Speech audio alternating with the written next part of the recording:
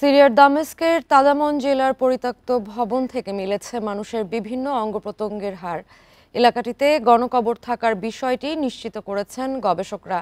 ধারণা করা হচ্ছে আসাদ সরকারের বিরুদ্ধে কথা বলায় তাদের হত্যা করা হয়েছিল।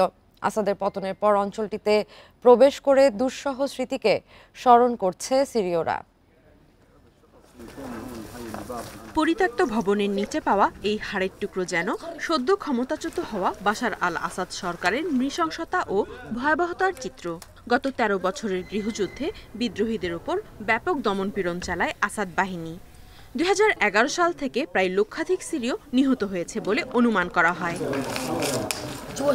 তাদামনে বেশ কয়েকটি গণকবরের অবস্থান নিশ্চিত করেছে দাতব্য সংস্থা হিউম্যান রাইটস ওয়াচ। ২০১৩ সালে প্রকাশিত এক ভিডিওর দৃশ্যের সাথে স্যাটেলাইট চিত্র মিলিয়ে গণকবরের অবস্থান শনাক্ত করছে তারা। আমরা এরই মধ্যে এখানে ১৩টি মৃতদেহের কঙ্কাল শনাক্ত করেছি। মানুষের হাড় খুঁজে পেয়েছি। খুলি, আঙ্গুল, পাঁজরের হাড়গুলো গণকবরের চারপাশে ছড়িয়েছিল। এই এলাকাগুলোর দ্রুত জরুরি সুরক্ষা নিশ্চিত করা দরকার, যাতে আমরা আরো গভীর অনুসন্ধান চালাতে পারি। অঞ্চলটির বাসিন্দাদের দাবি, এ বছরের শুরুতে আসাদের বাহিনী ও সরকারি ফরেনসিক টিম এখান থেকে ২০০-র মতো মৃতদেহের হাড় সরিয়ে নিয়েছে। সেই সাথে নষ্ট করা হয়েছে হত্যাকাণ্ডের গুরুত্বপূর্ণ আলামত। এই পুরো এলাকাটি সিরিয়ান সেনাবাহিনীর অধীনে ছিল।